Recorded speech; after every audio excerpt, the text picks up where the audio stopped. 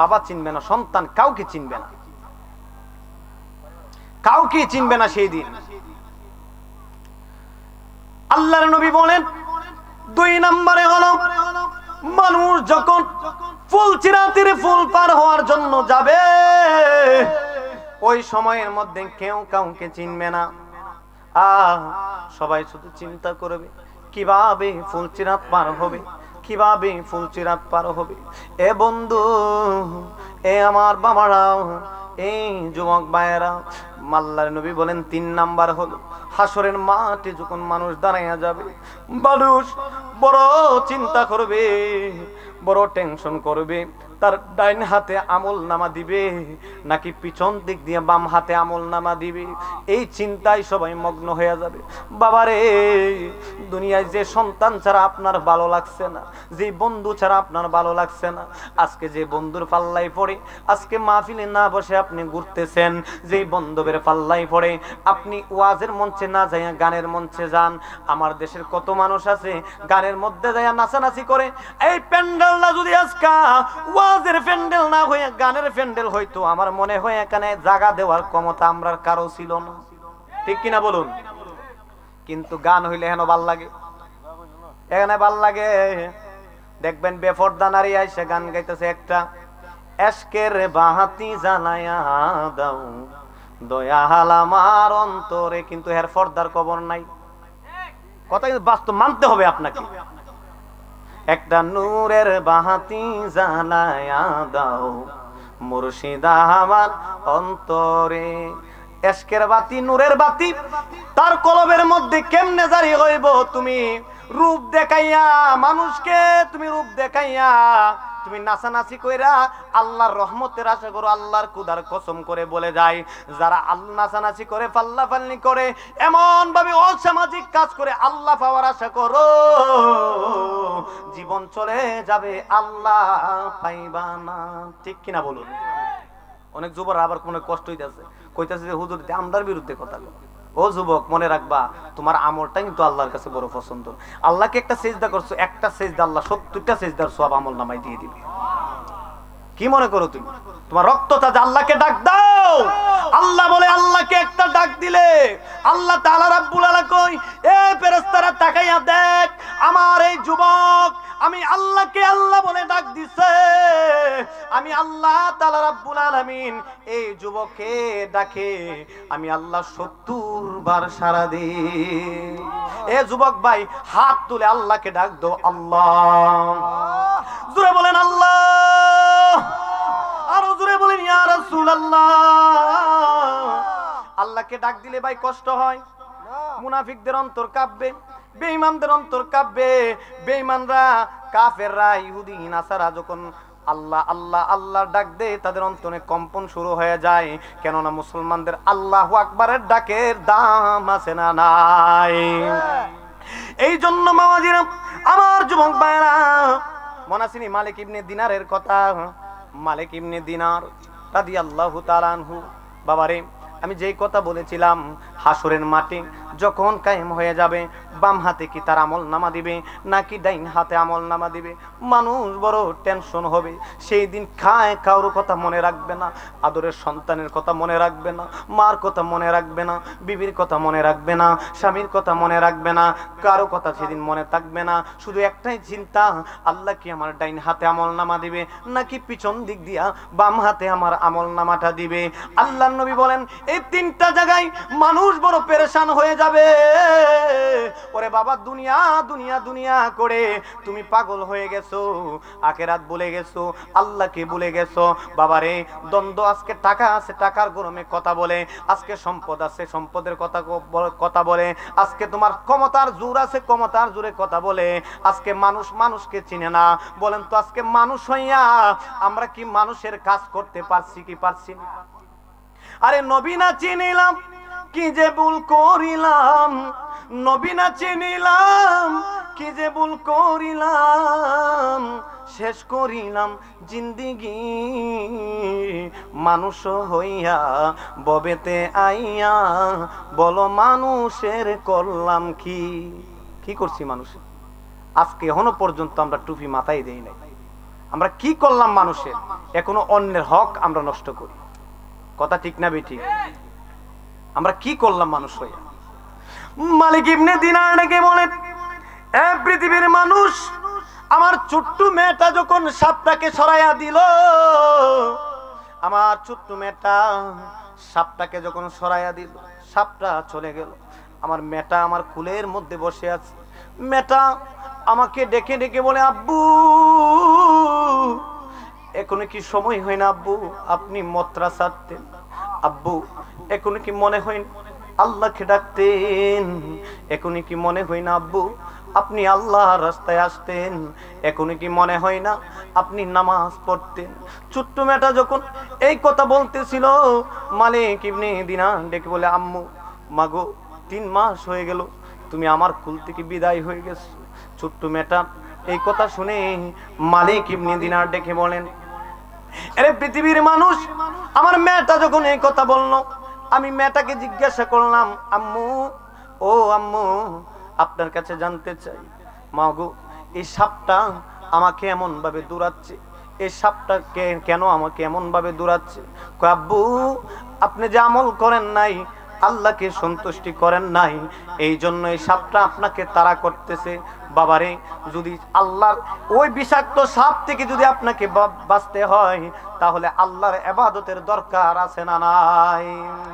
একদিন মাটির ভিতরে হবে ঘর রে মন আমার, কেন বান্দো দালান ঘর রে মন আমার, কেন বান্দো দালান ঘর। পানো পাখি উড়ে যাবে পিঞ্জির ছেড়ে, দরদামে সবই রবে তুমি যাবে চলে। বন্ধু বান্ধব যত মাতা পিতা তারা সুত, বন্ধু বান্ধব যত মাতা পিতা তারা সুত, পরে রবে মাটির উপর রে মন আমার, কেন বান্ধ দালান ঘর রে মন আমার, কেন বান্ধ দালান ঘর। আল্লাহু আকবার কি বলবেন? জোরে বলেন ইয়া রাসূলুল্লাহ। মালিক ইবনে দিনার রাদিয়াল্লাহু তাআলা আনহু ডাক দিয়া কই, এ পৃথিবীর মানুষ, আমার মেয়েটা যখন এই কথা বললেন, আমি মেয়েটাকে আবার জিজ্ঞাসা করলাম, মারে আমি দূরায় এসে একটা বৃদ্ধাকে দেখছি। বৃদ্ধাটাকে বললাম, ও বৃদ্ধ আপনি আমাকে একটু সহযোগিতা করেন, আপনি আমাকে একটু সাপটা থেকে বাঁচান। কিন্তু ওই বৃদ্ধটা ডাক দিয়া কয়, এ মালিক ইবনে দিনার, তোমাকে আমি বাঁচাইতে পারবো না। মাগো এর রহস্য কি একটু আপনি কি আমাকে বলবেন? এবার ছোট্ট মেয়েটা ডাক দিয়া কয়, আব্বা ও আব্বা, তার রহস্য আপনি জানতে চান? এই যে আপনি বিদ্যাটাকে দেখছেন, এটা অন্য কেউ নয়, এটা হলো আপনার আমল। সুবহানাল্লাহ কইতেন না? সুবহানাল্লাহ।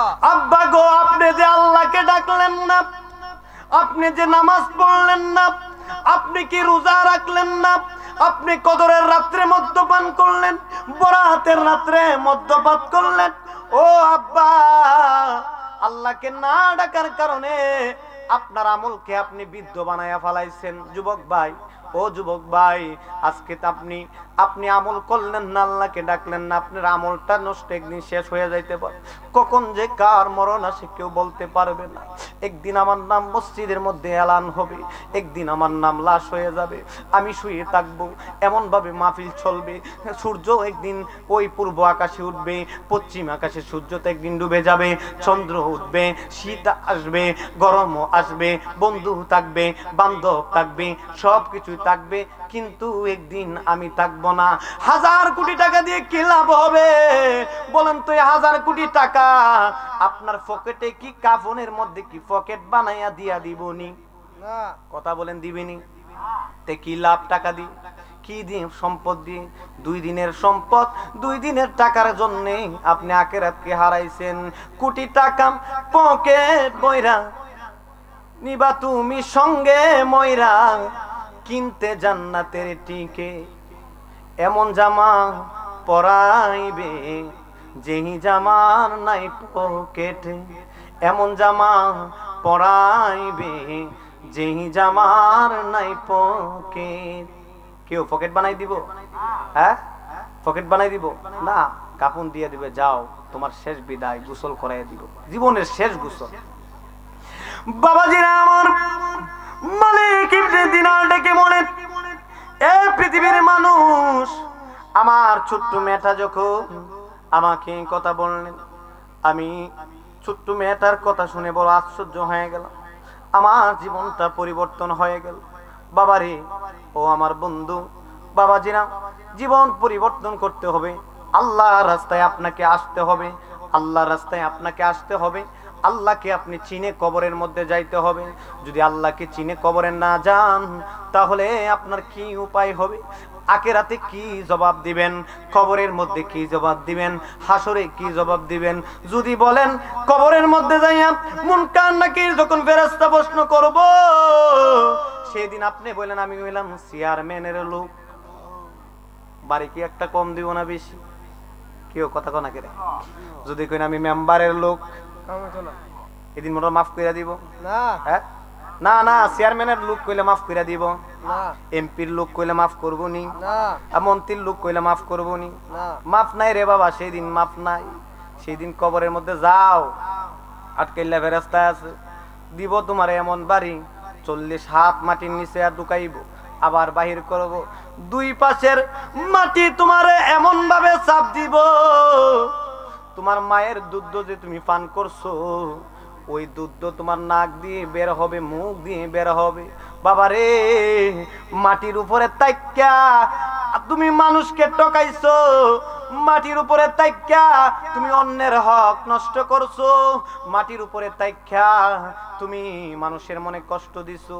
বাবারে, বলেন আমরা মুসলমান, আমাদের প্রধান কাজ হলো মুসলমান হইলাম আমরা, অনেক মানুষ আমরা মুসলমান, নামাজ পড়তে জানি না। কই নামাজ পড়ে এখন কেন নামাজ পড়ুম? আগে আমি আমার দাড়ি ফাইকা লোক, আমি মুরব্বী হইয়া লই, দাদার মতো হই, বাপের মতো হই, তারপরে নামাজ পড়ব। কেউ অনেক যুবকেরই মন আসেনি? আসেনি? কথা কোন? ও যুবক শুনো, তোমার মতো আমার মতো কত যুবক অন্ধকার কবরে এই দুর্গাপুরের জমিনে আছে না নাই? দেখলাম এই যে কুরবানি ঈদের সময় আমি ঢাকা থেকে আসি, তো এমন সময় আমি যখন মাদ্রাসা পড়ি, ঢাকা দারুল উলুম আসানিয়া কামিল মাদ্রাসা, ওই সময়ের মধ্যে যে যুবকরা ঈদের দিন, এইটা হচ্ছে আপনার রোজার ঈদের দিন আর কি, এটা আমি ওই এক পর্যায়ে কি দেখবেন, রোজার কুরবানি ঈদের সময় ঈদে জবাই করি আমরা গরু, আল্লাহ সন্তুষ্টির জন্য করি না? আল্লাহ সন্তুষ্টির জন্য দেখবেন পিকআপ বইরা গরু নিয়ে আসে, তো এটার আমরা বলি কুরবানির ঈদের গরু। আর অনেকগুলা দেখবেন রোজার ঈদের সময় পিকআপ নিয়ে বক্স 3-4টা লাগাইয়া নাচতে নাচতে পিকআপ দিয়া কই জানে যা, এটারে বলা হয় রোজার ঈদের গরু। ঠিক কিনা বলুন?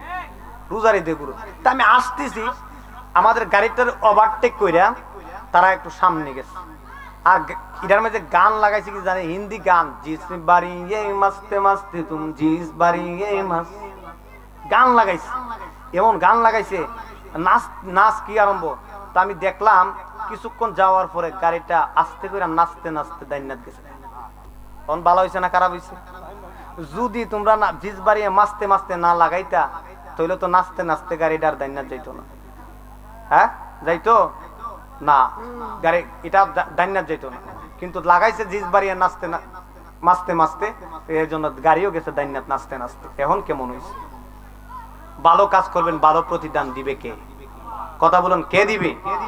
ভালো কাজ করবেন, ভালো করে দিবে। দেখি ইমানের 70-77টার উপরে শাখা পোশাক আছে, এর মধ্যে সর্বপ্রথম হলো লা ইলাহা ইল্লাল্লাহ মুহাম্মাদুর রাসূলুল্লাহ সাল্লাল্লাহু আলাইহি ওয়াসাল্লাম। আর সবচেয়ে ইমানের সবচেয়ে যেটা নিচে, এটা হলো রাস্তার মধ্যে কোনো দাঁড়ালো জিনিস পরে রয়েছে, আপনি এটাকে সরাই দিবেন যেন অন্য মুসলমান, অন্য মানুষের যেন কষ্ট না হয়। এটা কিন্তু ইমানের একটা অংশ।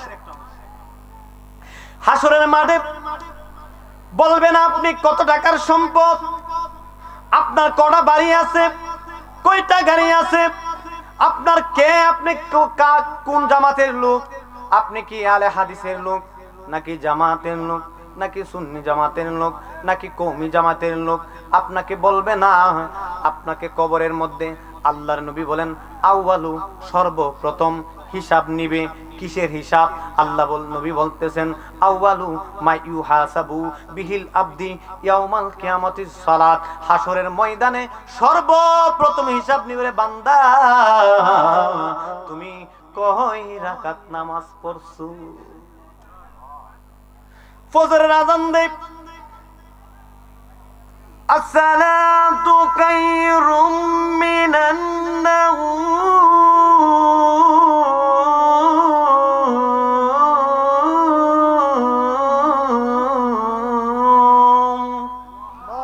এই আওয়াজে মানিনা জোরে কোন আল্লাহু আকবার বলুন। আল্লাহু আকবার, আল্লাহু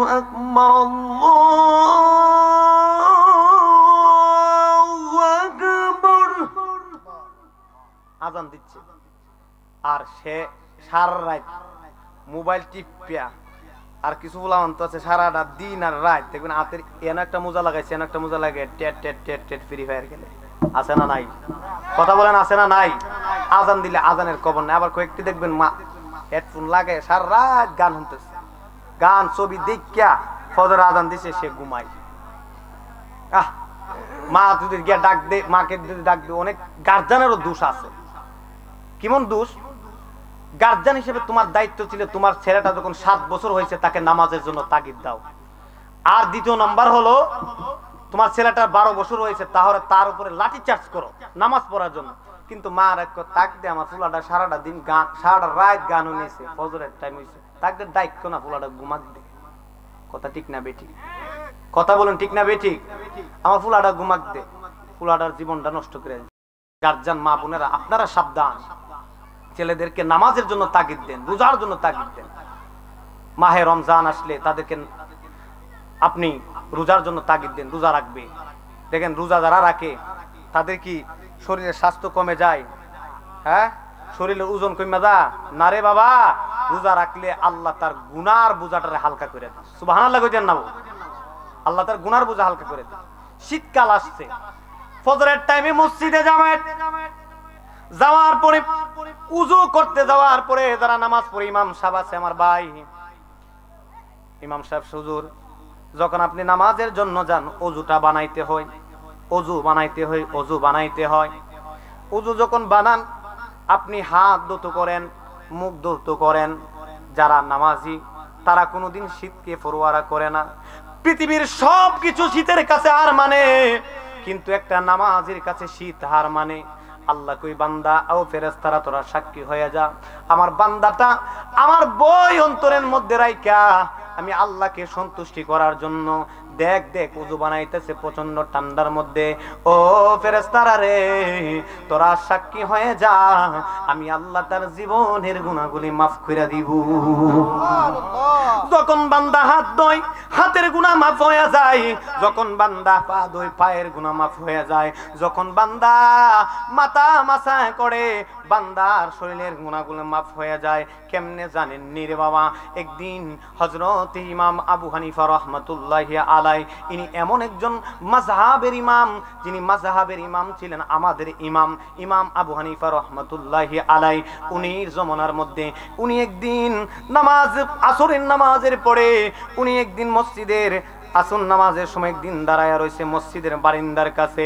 এমন সময় দেখা যায় একটা যুবক উযু করতেছে। ইমাম আবু হানিফা রাহমাতুল্লাহি আলাই উনি যখন উযুটা তার মনোযোগ দিয়ে দেখতেছে, দেখার পরে ওই যুবকটা যখন আসলো, যুবকটারে ডাক দিয়া কই, কিরে বেকল, তুই যে উযু করতাছ, তোর উযুর সাথে জিনার গুনাহ জোরে জোরে পড়তেছি। সুবহানাল্লাহ, তোর উযুর সাথে জিনার গুনাহ জোরে জোরে পড়ে। ইমাম আবু হানিফা যখন এই কথা বললেন, তখন হযরত ওই যুবকটা ডেকে বলে, হুজুর আমি যে জিনা করছি আপনি কেমনে জানেন? রে বেকল, তুই কি জানোস না? আল্লাহ বলছে তোমরা যা আমল করো আমলের কবর আল্লাহ জানে, ও রাসূলুহু এবং রাসূল জানেন, এবং মুমিন বান্দারাও জানে। সুবহানাল্লাহ কোন। বেকল তুই কি জানোস না আল্লাহ যে বলছে আমলের কবর আল্লাহ জানে, রাসূল জানে এবং মুমিন বান্দারাও জানে। কে সে? আবু হানিফা জানেননি যে আমার নবীর নিয়ে সুন্দর একটা ওয়াকিয়া বলছে? কইতাম নি, কথা নাই, সবাই কইছে। ওই অনেক যুবকরা বয়ে আড্ডা দিতেছে, মাহফিলের মধ্যে বসে আড্ডা দিতেছে, কই যায় কই? এই জন্য একসাথে যারা ছেলেপেলা আছে একসাথে থাকলে ঝামেলা আছে সব জমে। অনেক সময় আমরা কই একসাথে বললাম কবরে গেল শান্তি নাই, কথা ঠিক না বেটি? কবরে গেল শান্তি নাই। বাবারে এ যুবক ভাই এইদিকে তাকাও একটু মজা। আমি তো যুবক, আমি তোমরার মতো নই। দেখো মাঝে মাঝে ফুটবলে গেলি, অনেকে পরিচিত, সবার তো পরিচিত হই। তো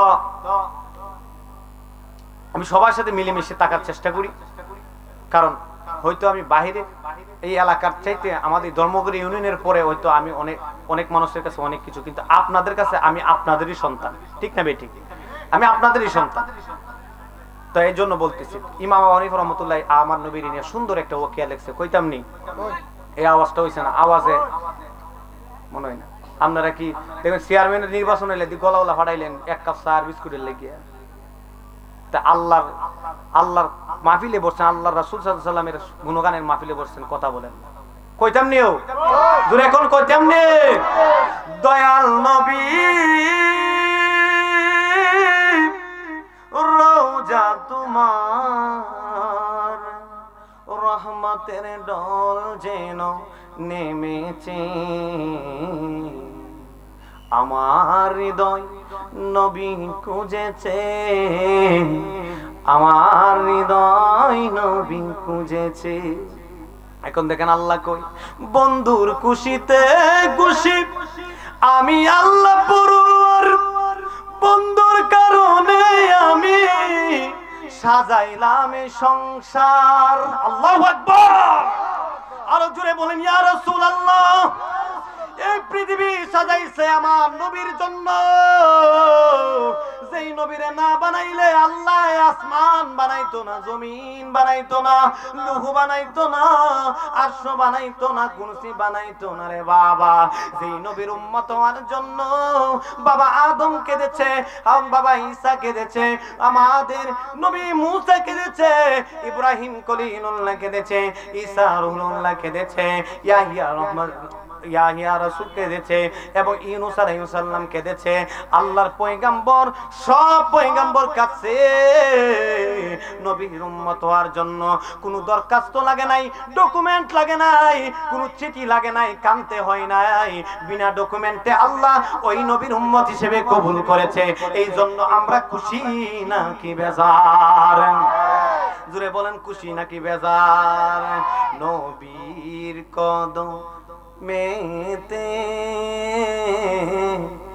সারা জীবন আমি কাঁদব। ভালো লাগেনি? ভালো লাগেনি? আগের যারা আছে মুরব্বীরা, ওই যে মুরব্বীরা, এরা কইতো সালাহাতু সালাম গয়া মার দুরুদসা কয় নবী মুস্তাফা তোমরা যারা, ওরে হাজিদেরও জাতেরা পথে আমি দাঁড়িয়ে থাকি সকাল হতে, আমার সালাম কয় গিয়ে আমার সালাম নবীজি রই রওয়া যায় তোমরা যারা যাও রে মদিনা।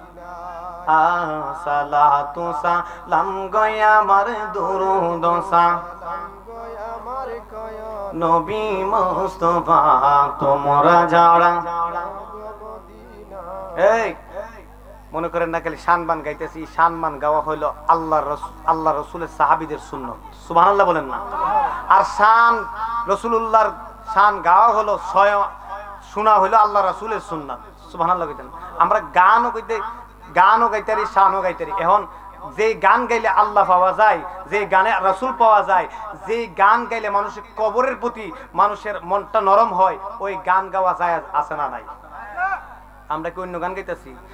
তোমরা দেখো গো আসিয়া ও মহল্লায় নৃত্য করে চুমকিয়া চুমকিয়া, আমরা কি গান গাইছি? না।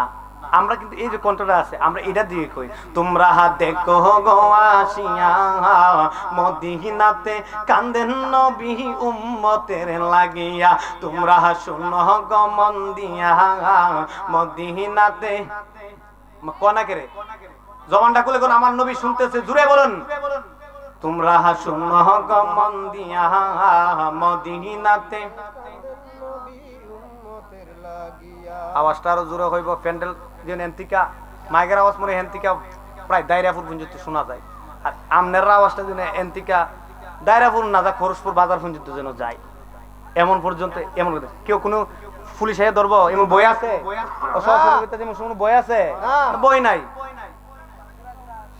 আমরা স্বাধীন দেশের স্বাধীন মানুষ, আমরা স্বাধীন দেশের, এই জন্য আপনারা বলবেন, মন জবানটা খুলে বলেন, তোমরা শুনো গো মন দিয়া মদিনাতে উম্মতের লাগিয়া, তোমরা শুনো গো মন মদিনাতে কান্দেন নবী। আয় হাই দরুদ সালাম পাঠাও নবীর পাগল হইয়া, গায়রে দরুদ সালাম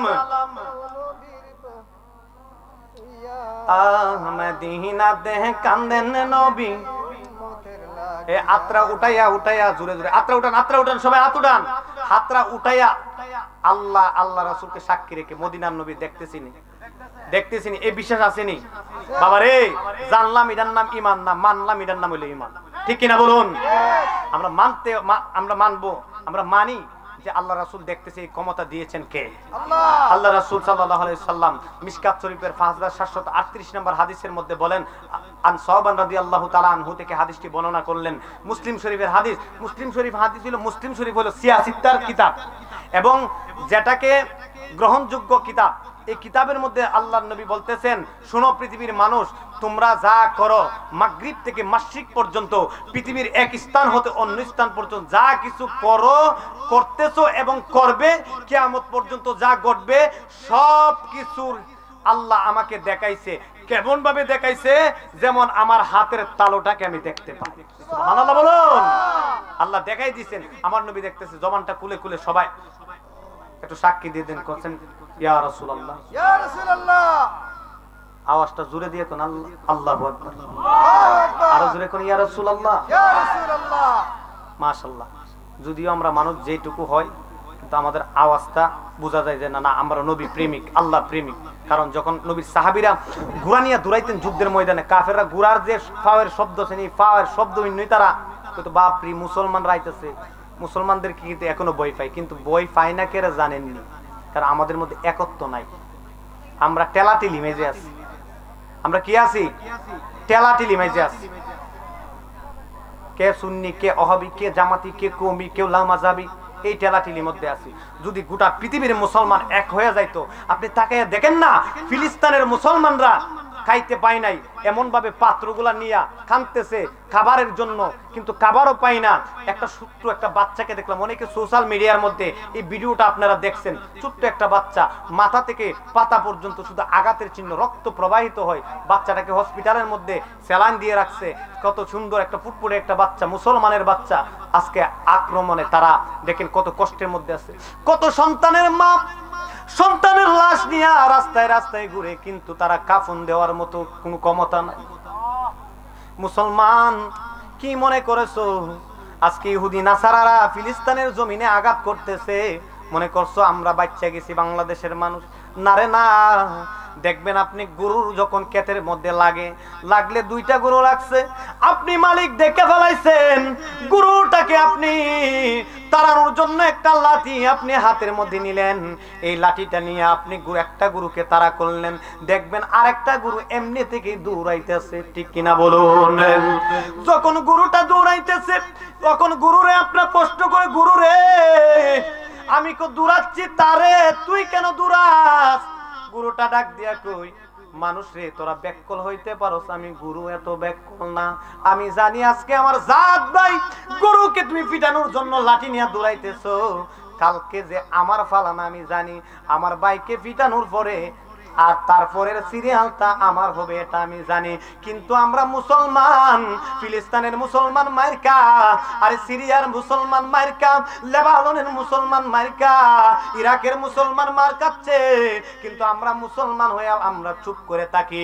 আরে মুসলমান শুনো, যদিও আমরা সিরিয়ায় যাইতে পারবো না, ফিলিস্তিনের জমিনে যাইতে পারবো না, এখান থেকে যদি আল্লাহর কাছে সাক্ষ্য দিয়ে দাও, আল্লাহ, ফিলিস্তিনের মুসলমানেরা তারা এখনো পর্যন্ত খাবার পায় না, কাপন করার জন্য কিছু পায় না। কত বাবা সন্তানের লাশ নিয়ে ঘুরাই কাপন দিতে পারে না। বাবারে, কত মা সন্তানের বুক খালি করে দিছে। আর কত ছোট ছোট মাসুম বাচ্চারা বসে বসে খোলা আসমানের নিচে, বাড়িও নাই, ঘরও নাই, কিছুই নাই, খোলা আসমানের নিচে বসে বসে আসমানের দিকে তাকাইয়া তাকাইয়া কান্দে, মালিক আল্লাহ তোমার কি দয়া লাগে না, মায়া লাগে না রে আল্লাহ? আল্লাহ এই ফিলিস্তিনের মুসলমানদেরকে তুমি হেফাজত করো। জোরে বলে বলবেন কি আমিন?